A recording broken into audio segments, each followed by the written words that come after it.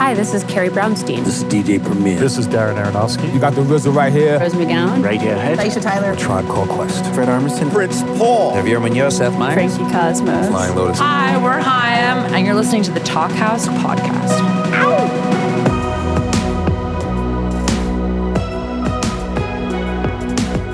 Hello and welcome to the Talkhouse Podcast. I'm Josh Modell. On this week's episode, we've got a pair of songwriters who've both been through some tough times and emerged all the better for them. Ruston Kelly and Sasha Alex Sloan. There was no disguising the fact that Ruston Kelly's third album, last year's The Weakness, was deeply informed by his divorce from singer-songwriter Kacey Musgraves, with lines like, "My marriage ended and I moved up north to mend." But the album isn't weepy or wallowing. In fact, it's musically the most lively piece of Kelly's catalog so far, sonically bigger and wider than anything he's done before. It's one of those close one door and another one opens kind of records. At times contemplative, he once cheekily described his music as self-help rock, but also not afraid to be playful and catchy. It's great.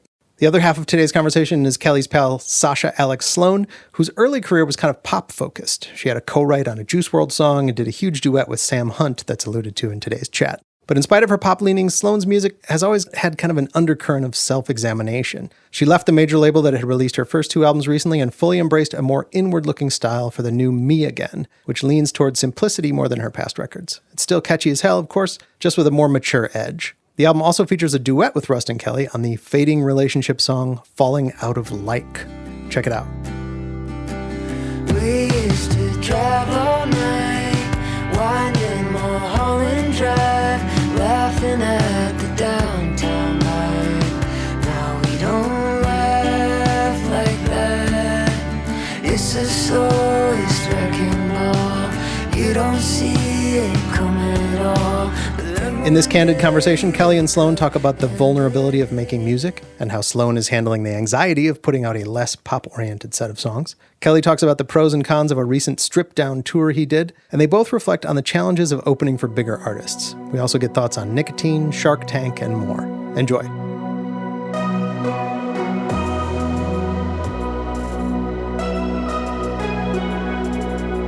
So, how have you been? What's up? I'm good. I just got home. I got home from tour like a week ago, 2 weeks ago. Yeah, how was that? Time is a vortex. It really is, especially when you're touring. Yeah, I am super susceptible to like time warping when I'm on tour because I'm like all or nothing when I'm out there. It was like an intense tour. It was just acoustics. It was like just me, and crew was like, they're doing shit during the day. So I had like a lot of time alone. And this was also like the first time I did a meet and greet. And I'd never done like a step and repeat, like where you know what I mean? Like the photo ops. Meet and greets are really intense. They're intense. I don't think that I'm going to do it again. Like I've done VIP before, right? Like we've done the Q&A thing and acoustic performance prior to the show. Wait, what's the difference? Mine has just always been, there hasn't been any like physical interaction with fans. It was just like, it's all from stage, Oh, yeah. So this was the first time that I was like, I'll give it a try. and I am so appreciative of hearing some of this stuff firsthand. I think it's wonderful. But I also am like, I don't know if artists are supposed to hear that. Like, I think because the nature of like your music too, I'm sure you've done plenty of meet and greets, right? I have, yeah. I feel like the nature of our music, people feel comfortable to share like their own wounded journeys. Yes. And being very specific about the dark moments in their life. And I am so appreciative of that. But it was my first time interacting like with that.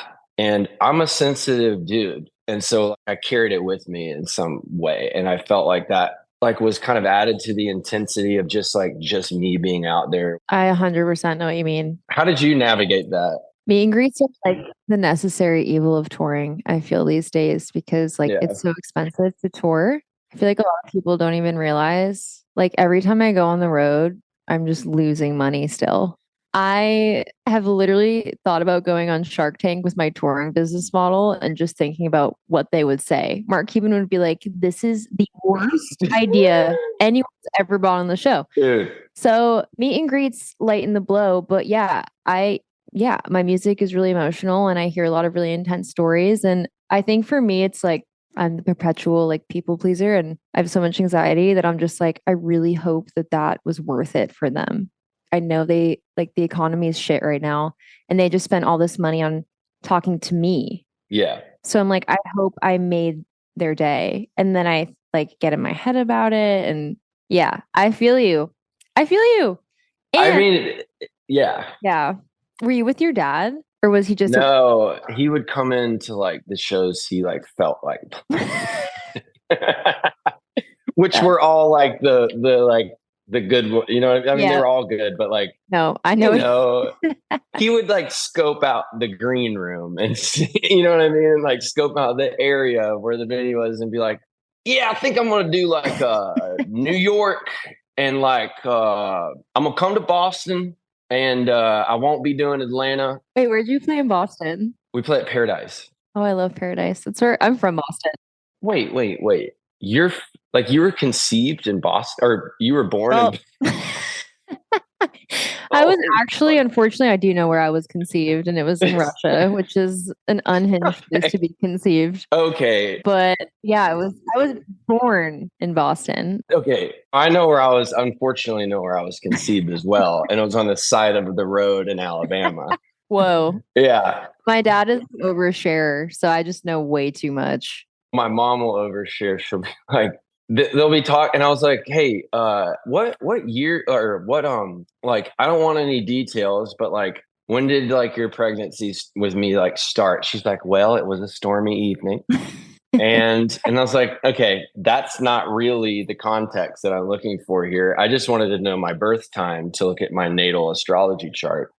And she's like, well, we were at a party and I really wanted a pepperoni pizza, but they only had cheese pizza. So Tim, your father, went and got us a pepperoni pizza, and I had one slice in, and I guess it just did something to me because we pulled over on the side of the road and made you right there.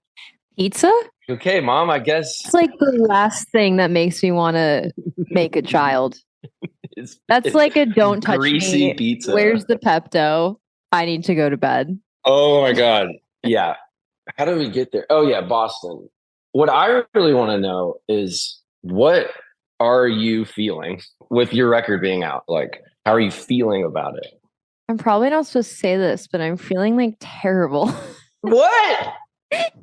No, not terrible. I think just like, you know, when everything is living on your Dropbox and then it's just like suddenly out. Yeah. And it like feels real all of a sudden. Mm-hmm. It's just like, it's almost like my first day at college.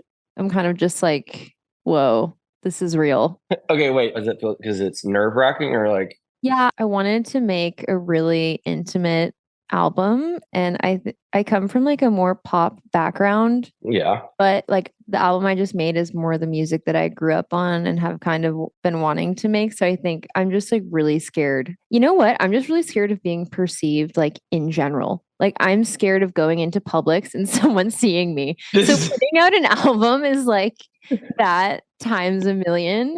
So I've had a lot of anxiety about it, but I actually am glad it's out. It's like a relief. Do you feel good when music is finally out? Do you get excited? Are you over it?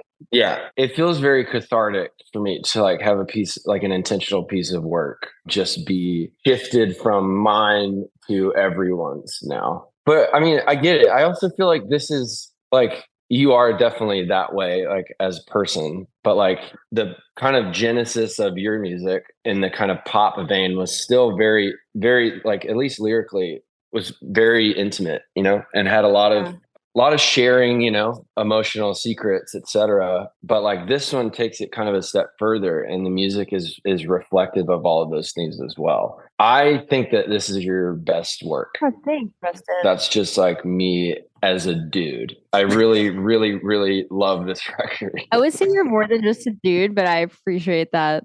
That's really sweet. Thank you. I really mean that. I think this is it. I will say our song is amazing. I love our song. Dude, our song is it slaps. The song is really good. It slaps. And if someone's listening to this, they need to know that it takes a lot for me to say something that I'm a part of is really good. Yeah. If anyone's listening, we are happy to be artists. I promise. No, we are. I just turned 29, but I'm going to be 30 next year. And I think I'm realizing, like, when I was first starting to put out music, I was in my early 20s, and I was so dumb. Like I was so fearless. I didn't know anything about the world. And as I'm getting older, I'm getting more scared. What scares you the most? That's a great question. It's a large ass question. About like the world or artistry? Probably climate change, but if we're talking about being an artist. Change is scary, yes. As an artist, what, like at this stage, because you are not green anymore, you know? Like you've been doing this a minute and you've had experience, traveled the world, so huge in Japan. You know, it's like you've made it, you know, like what still kind of scares you? Thanks for thinking I've made it. I was thinking about this the other day. Like when you first start putting music out, you kind of don't know what you're doing, but it's a beautiful thing. Yeah. But you also have nothing to beat. Like you don't have your That's big true. song yet. You don't have the song you end your shows with. You don't have fans. You don't have people you can even let down yet. And I feel like the deeper I get into albums, the more pressure I've been putting on myself to be like, I hope this fan that liked this one song I made likes this new song I made. Yeah. And like this new version of me in this new era of my life. Cause like some people have started listening to my music when I was like smoking weed from 9 a.m. to 6 p.m. Just a complete degenerate. And now I'm like scared of weed and I do yoga and I'm like, will they like this version of me? Will they like the healthy version of me? I'm a different person now.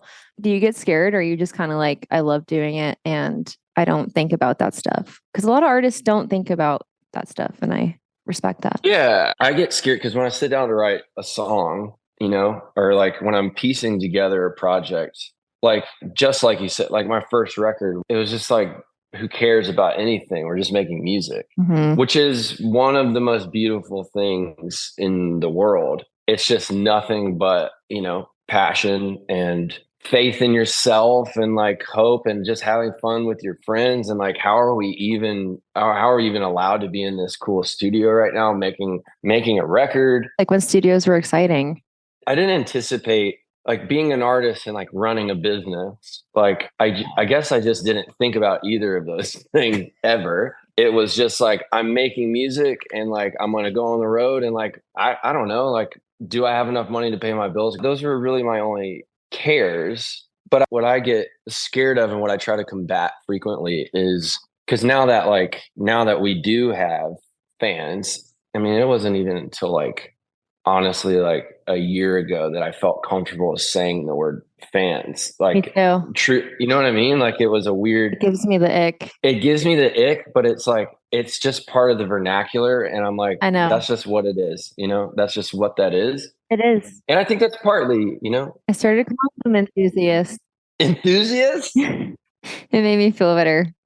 Wait, that's so good. To answer your question, my fear is like that when I sit down to create that, of course, we're all going to have those voices to some degree, those external voices of like, you know, will this work at this format at radio? And will my team like this? Will the fans like this? Will they go along with me on this journey? So far, I've been able to bat that away. I want to stay afraid of allowing those opinions and voices to have any like deep effect on the way that I create, you know? That's awesome. I think, yeah, I can relate to that. I think that's why I've been so anxious about this album coming out because I didn't shut out the like playlisting instinct, but I really was just like, I'm just going to make a record for me. Yeah. Like not worry about if it makes certain playlists. You can't shut it off you can't completely shut it off. I feel like that would be stupid. You can't just put out an instrumental album. Yeah, exactly. But it's finding the balance of like, I mean, kind of sick though. Not thinking about like, is this lyric something that can do well on TikTok, which is like down all of our throats every day, but also just like remaining like having some artistic integrity along the way. I mean, you're so good at walking that line to me. That's really, you're an artist that's so good at it. I think I may have taken the artistry thing too far in this album. What do you mean? Maybe I wasn't aware enough of like the outside world when I was making it because I was such a hermit and in such a weird headspace, but maybe that's a good thing. Also, music is so subjective and it's such a mind fuck. I dream about like going into a different profession all the time where I can just like be a dentist and fill a cavity and someone's like, that was correct or that wasn't. Like I just, when you put out music, it's like, is this right? There's no right or wrong. I'm just like floating in like this weird pocket of ambiguity. Is that a word? Yeah, it's a great word. And you nailed it. Thank you. Sure. Like teams can talk about metrics all day, but like there is not true, like black and white quantifiable evidence for why something connects or doesn't. Everyone is just guessing in this. It's like, but like if you're a landscaper, like which I used to do landscaping, it's like, okay, well, like if that bed is not full of mulch and then now it's full of mulch, that's a correct thing that happens. Yes, it is correct. And that's it. There's no questioning whether or not there's mulch in the bed.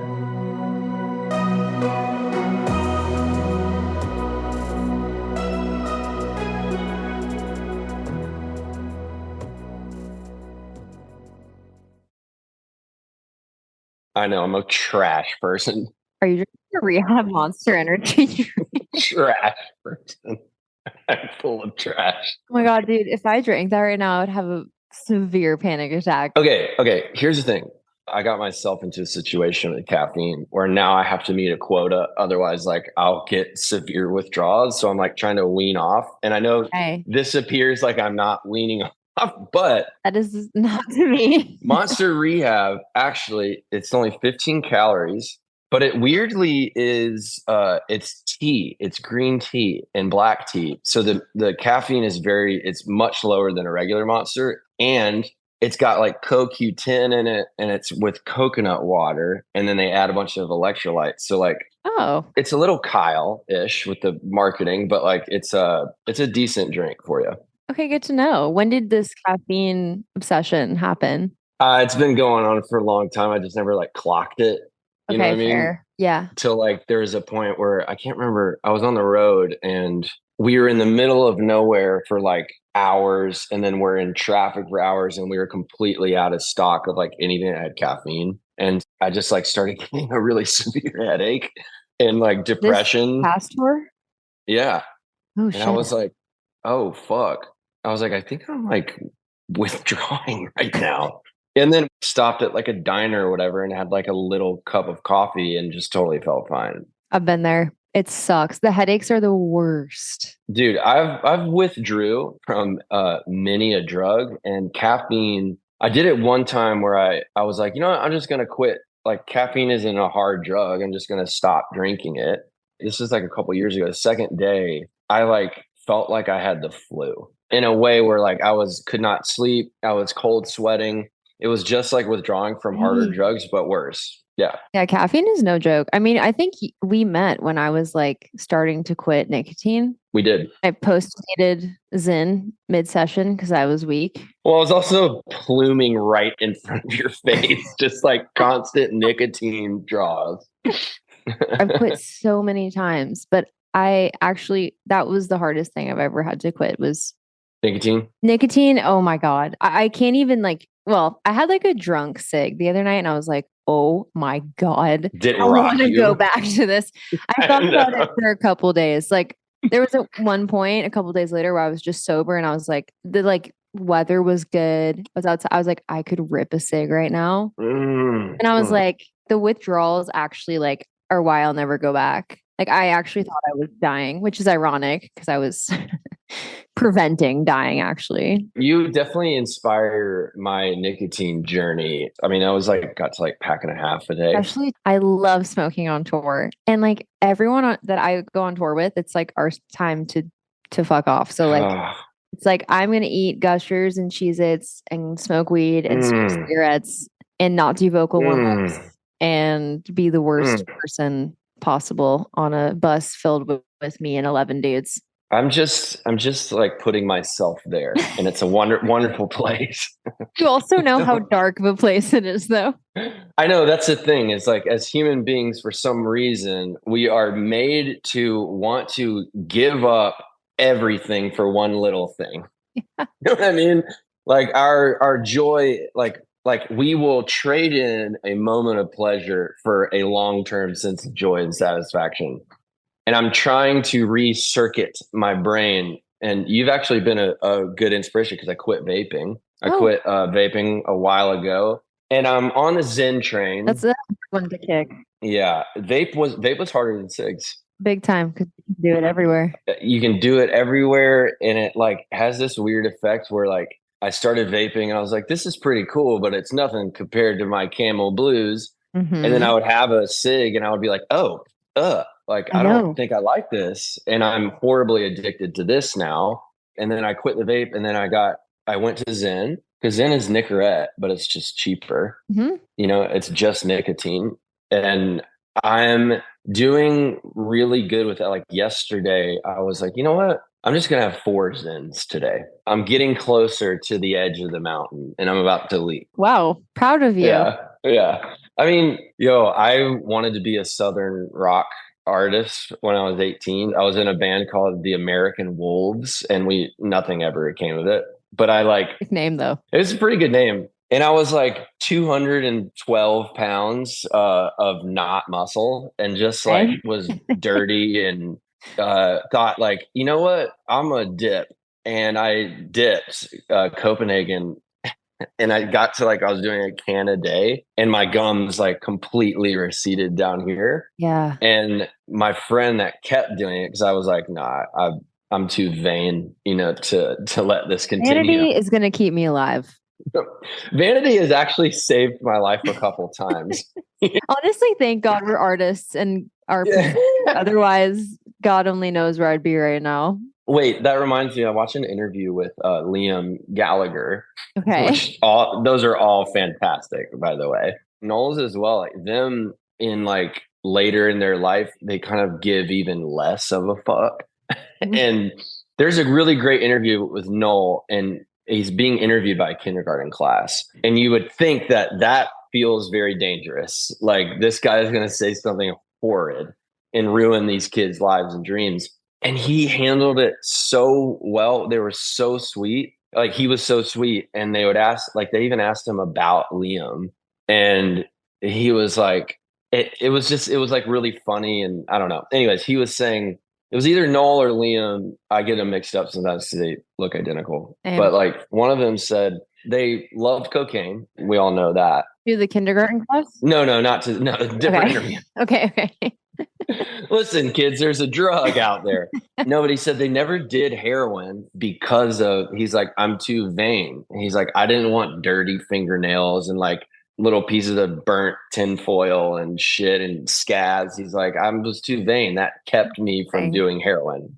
Yeah. Whoa. It's weird because in some circles, it's so trashy. And then in some circles, it's a rich person drug. When I was in LA and going to LA parties, which is hilarious that I was doing that for a while in my life, I've only ever smoked weed. I'm scared of drugs, but it was just everywhere. The amount of times someone was just like, you want a bump? I was like, no, thanks. But wow, this is crazy how it's everywhere. It's everywhere all the time. It's one of those drugs that if you're not aware of it or aware of some of the body language of people using it when they're out, you kind of miss it, but not miss it, but you miss the fact that it's everywhere. Yeah. But now that I don't do cocaine, and I also cocaine was not my drug of choice. It was I would only do it if I couldn't find my drug of choice. And I hated it because you get this lift for about 30 minutes. And then all you want, William S. Burroughs said, the only thing that cocaine does is make you want more cocaine.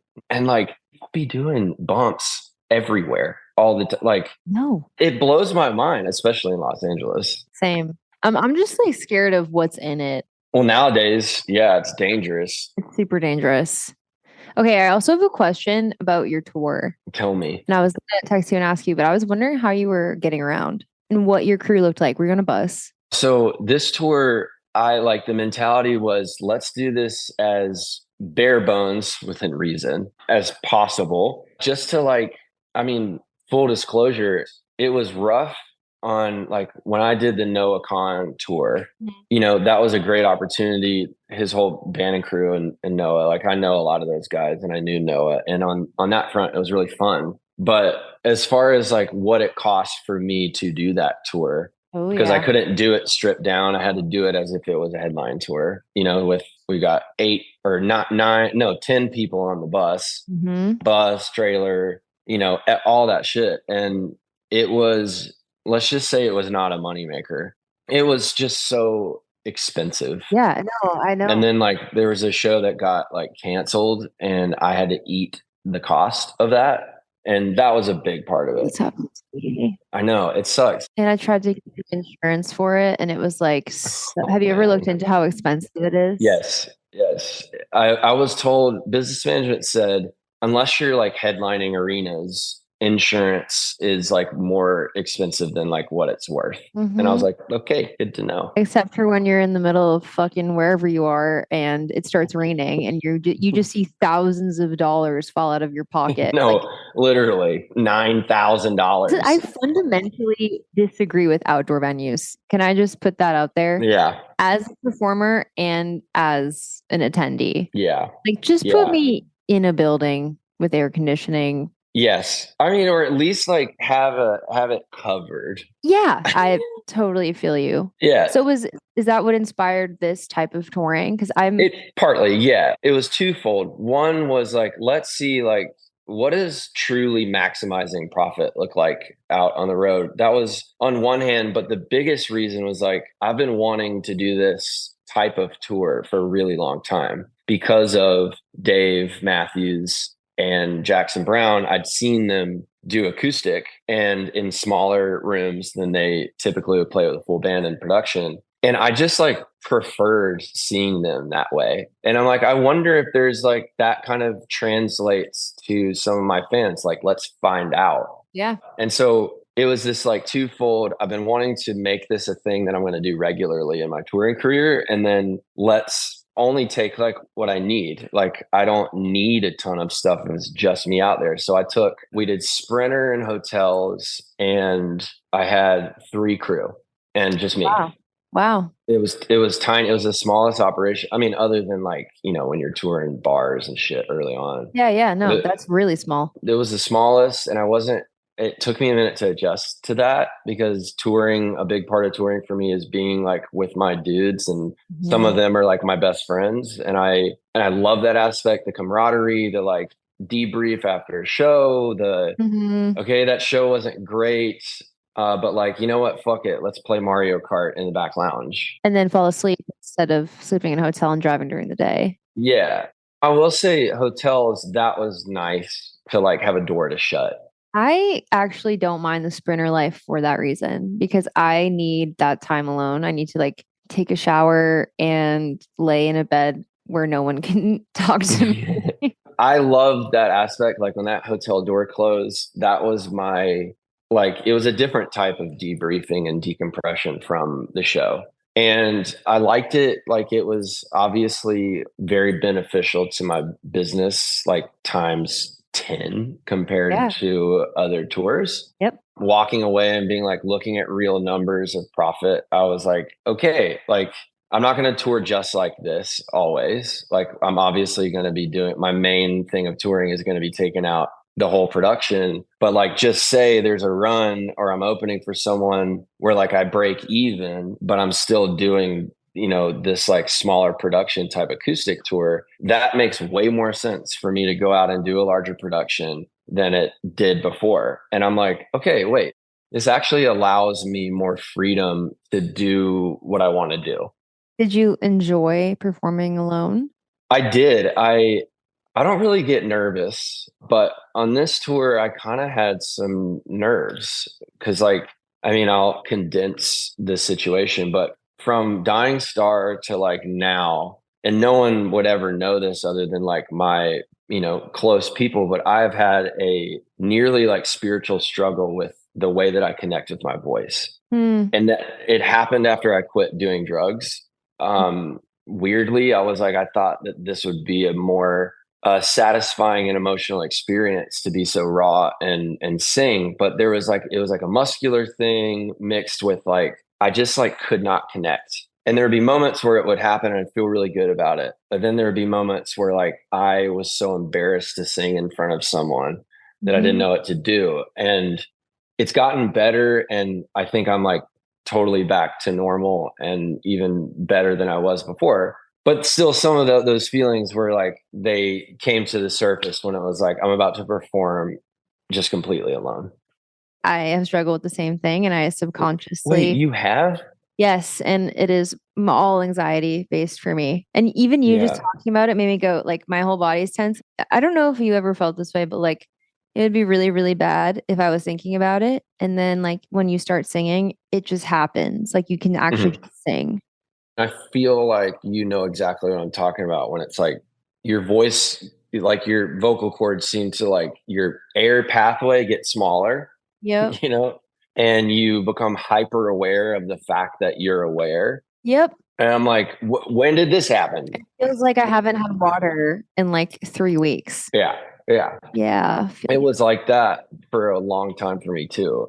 But I will say that like even weirdly, like tickets were better on this tour like than they were on the previous full band tour. And wow, like we've talked about before, there's no like quantifiable data for that. So I was playing for like, you know, packed rooms, and some of them, just because of the size of artist I am, were like standing room venues. So like I wasn't sure how that was going to translate, me sitting on a stool, you know, singing softly and people kind of shoulder to shoulder in a standing room, you know, rock club. Yeah. And after the first like couple shows, well, actually the first show in Columbus, I was like, wait, this is kind of lit. And they're totally fine with me doing it like this and telling the story. And I give off like, you know, it's like, I mean, even the font like for my tour is like, you know, irreverent and kind of punk. And so it's not like they're just like, their sense of respect is like being dead silent. Yeah. Like they would do that while I was playing. And then in between, they were just like lit and hollering and excited to be there. That's amazing.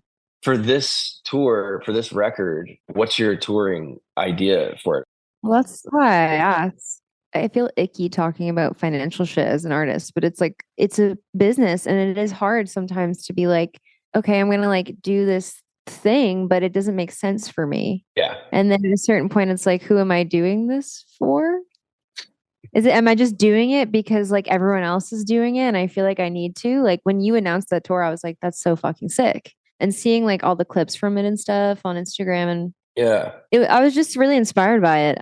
When I was making this record too, like I miss like 500 cap rooms. I miss like having a real banter with the audience, like actually connecting with people. And yeah, I think on this run in the US especially, I'm going to do like a couple 500 cap rooms a night in a city and just do like a really stripped back, no tracks, and like reimagine like folk versions of my old pop songs and just like have fun with touring again. Like I'm not the type of artist who's like trying to like take over the world as much as like my team might be like, fuck, don't say that. But like, I think also just having fun on tour. That's why I asked if you enjoyed it. Like, I feel like there must have been something really satisfying about being up there alone. Yeah. Well, and having people just, like, also terrifying. That would terrify me. I will not be alone. That's the whole package of doing a tour like that, especially when you're used to touring very differently. It did this weird thing for me where like, that's a great question of like, well, you know, this doesn't make sense for me, but I've done it a few times anyways, like that. And who am I doing that for? You know? So for me, it was like, I guess like I'd always seen it as I'd made it to a certain level, and anything a step down from that production wise meant that like I wasn't continuing to grow as an artist. That was my mentality. Yeah, no, it's your agent's mentality too. Like, if you're not growing, I mean, like people, I won't name names, but you know, they'll be like, well, if you're not going up in a venue size, like we can't go to the bigger venue the next year and say, look at what you just played. And I'm like, guys, I don't care. I'm sorry, but like I want to enjoy being on the road and actually connect with people. And I'm not like, I played the Wiltern in LA, and that's like, I don't know. It's pretty big. What is that? 2,500? Oh, maybe something like that. It's like, it's pretty fucking like, big. Too big though. I felt like I was being ungrateful, but like I think I was just like not connecting and like not doing it on my terms, just so I could like, I was like, am I doing this for like the internet or for like my agent? Like, or should I just tour for myself and really enjoy it again? Sorry, I'm ranting about that. No, you're nailing all of the, like you're basically like kind of checking all the boxes that like the thought process that I went through doing that tour. And I feel like it did this really wonderful thing where I put myself in a situation that I was, for whatever reason, uncomfortable to a degree with that mentality. And I guess that's like ego, not egotistical, but like that's your ego. That's your like your sense of like identity that you think should be a certain way. And I just went and was like, fuck it, like whatever, like this makes so much sense. And I've always wanted to do it. Let's just do it the best way possible. And I feel like it, over the course of the tour, kind of just like that ego and understanding of myself as an artist seemed to just kind of melt away. And I just enjoyed so much being on stage, and I enjoyed so much touring that at the end of it, I was like, even if this is the only way that I tour the rest of my life, I would be happy with it, because this is why I love touring, because I felt I was using wedges. I was using wedges. I could hear the room. God, that's so fire. Like it felt rock and roll. It felt like I was doing something important with my music and with people that have gotten a lot out of it. You know what I mean? Yeah. And it's so hard, I feel like, to have that connection when you have in-ears and you can't hear what people are saying and you miss it. And then you take your in-ear out and you go, what did he say? And they have to repeat it. And I'm like, oh yeah, thanks. I just want to like play with a band and make music. Okay, this is going to be a hot take, but all right, let's hear it. Everyone who knows me knows that I hate drums. And it's probably pretty apparent from my most recent album. But like your tour is proof to me that like people at the end of the day, this is my theory, this is my opinion as a music fan, like don't really care about that shit as much as people think. And like, that's why I tried to like underthink this album. And I know probably some people are like, oh, this is boring. This is slow. There's not enough production. But like, that was a choice that I made consciously, because I'm like, people who go to a Ruston Kelly show aren't there for the drums. They're there for you and what you're saying and what you're singing and you're feeling. And I think they're going to feel that full band or not. Like, I get when you get to Taylor Swift level, you can't quite do that for 3 hours straight. Right. I actually think she could. I mean, I think that depends on the quality of the artist. That's true. And the connection that the fans have with the songs.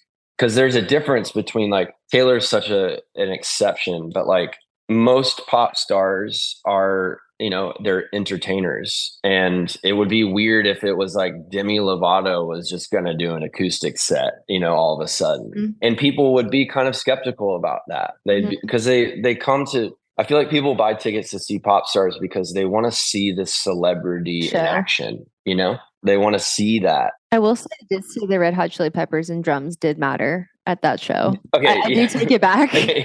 No, drums definitely matter. That actually went super hard, and I am eating my words. Yeah, but like your music and like my music, like it's very lyric based, and it's very like yes. People get, when they share those experiences that are intense to hear, they are basically relaying to you that what you have experienced and the way that you've iterated that in an artistic way has moved them very deeply.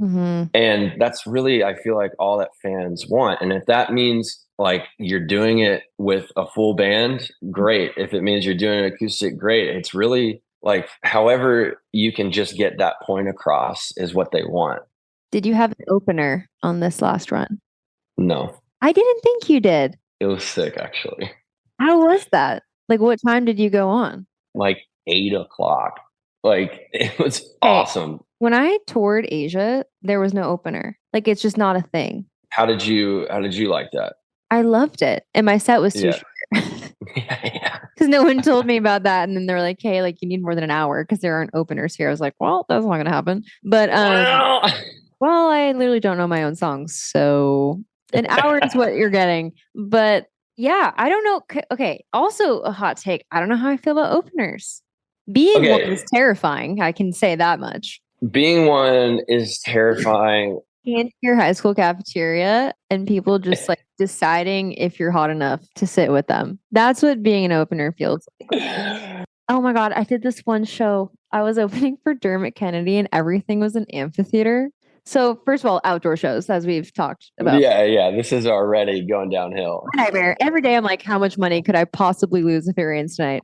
And then, of course, I was going on as the opener. So it's just bright as fuck. Like it is just pure daylight outside. I have like lighting, doesn't do anything. There's just lights on the stage for no reason. Like, cool, that was a waste of money. And then I'm like just raw dogging the audience. Like I remember one show I was performing and there was this guy in the front row. It was seated most of the times, which is also a nightmare.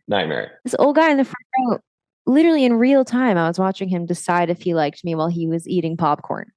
It was insane. And then at some points I was like, I think I won this guy over. And then I was like, I actually am not sure. Trust me, been there. It's so anxiety inducing. No, like when we did the Noah tour, his demographic, at least at this stage in the game, was like really, it was like, I'd say 20 years old to like 25 years old, Caucasian women. Yeah. Right. Like, and it was, and some like, and even like, there was some like 14-year-old girl, like we're talking like there's some braces happening. Mm-hmm. And I'm like up here singing about like hardcore drug addiction. And like, I'm like, what am I even doing here? And I saw the same thing in real time. I'd see girls like, they'd be like on their phone and they'd be like looking up, like just like dead stare. I know. And I have those songs where it's like, I pander to that audience a little bit sometimes. And like, I could just see the switch where it's like, I'm pouring my fucking heart and soul out and no one gives a shit. And then I start playing the one song that I actually fucking hate. And everyone's like, yeah. And I'm like, they're like, oh, I know this one. Now I'm all confused. My neighbor came to one of those shows that I was opening for Dermot. Incredible. And he was just, I don't know why he felt the need to tell me this. It's really funny. It's like not funny, but it was really funny to me. He was like, yeah, I had the song with Sam Hunt and I performed it. And it was also a nightmare because my MD accidentally looped the song in the session. So it replayed twice. It was like an endless loop of a 6-minute song. It was terrifying. And I just kept singing, when was it over? Like for 6 minutes straight. And I wanted to die. But anyway, so now we call the song When Is It Over? But I was singing that song and my neighbor was like, yeah, I was in the crowd. And the woman behind me was like, why is she covering the song? I was like, first of all, that's a crazy thing to tell me. Insane. But also it just summed up what being an opener is like. Yes. Like to a T. Literally the same thing happened, except it wasn't a neighbor. It was like someone DM'd me and was like, had no idea that Mockingbird was like your song. And I was like, oh my God, the DMs are so wild. Oh, like the DMs are out of control. They weren't that bad. And I'm like, thanks. No. Also on that tour, there was a lot of DMs of like, can I buy you a drink? And oh boy. Oh yeah, I've gotten those sometimes. Oh yeah. You got a pretty hardcore married vibe now. Yeah, like it's like I'm sure you'll get like, me and the boys are gonna rip a J if you want to join. That is actually probably 50% of my inbox on DM. Inbox? I'm fucking old. Inbox. Yeah, it's inbox. What else the fuck would it be? I don't know. The thing that people your DM slot. I don't know. That sounds awful. People are really mean, but also, you know what? Like you do actually make a ton of fans on the road and it is hard to tell. But like there have been so many shows, like headlines of mine where they're like, I found you at this show. Yes. Yeah. And then I have to remember that like as a music fan, I never go to a show and I'm into it. Like I'm sitting there just like processing it. And I think a lot of people are similar. Yes. But it's hard to know when like they're giving you the deadpan and you're like, what's happening in there? I'll go to any show, like just to see how, another artist does it. I'm just curious, but like I'm the dude that's just like, I'm just like this. I'm just watching it, but I'm processing it. Same. And it's like, I'm on stage. And if I were to see me in the crowd, I would be like, fucking guy. Yeah. I feel like what an asshole. I probably shouldn't say this, but like being an opener, there's always this like lament of like, fuck, I guess we're going to play for like a quarter of the room because no one gives a fuck, like whatever. Why don't people like show up, etc. And literally went to a show last night and with my buddy and he was like, hey, what time do you want to get there? And I was like, well, headliners on 9:30. Let's get there at 9:25. I'm like, okay. I know. That's just like a normal behavior. But you take it so personally when you're so vulnerable on stage in front of people that are not your audience. And like no one knows how much money it costs you to be there. That's the other thing. I'm also like, this is like I'm suffering right now. And I'm suffering in real time in front of you financially and mentally. Yeah. Okay. Yeah. What was your reason for not taking an opener? I just felt like if I was going to take an opener, it would also have to be someone that was acoustic. Right. And I was like, I just feel like that's a really slow evening. You know what I mean? Like 45 minutes of someone just like softly crooning, and then I get up there. Yeah. I mean, that would have been a sick co-headline of like fucking acoustic. That would have been tight as fuck.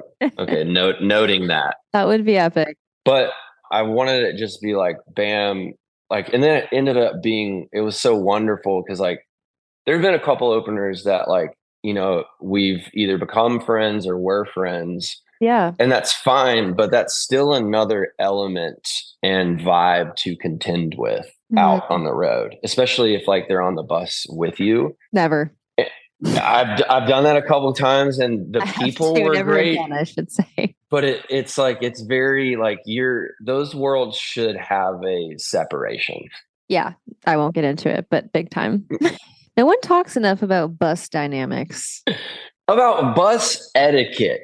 Like it is a fucking thing. It's a thing. And when you are the artist, you are everyone's friend, but you are also everyone's boss. And it is the worst fucking thing. It's so weird. To be everyone's friend and be everyone's boss and be with them 24/7 for a month straight. I don't know about you, but I bring like a lot of my friends on tour with me because as you know, 23 hours of the day is just hanging out instead of actually performing. It's like, I don't care how good of a player you really are. I'm like, are you chill? Are you a good hang? Read the room. Yeah.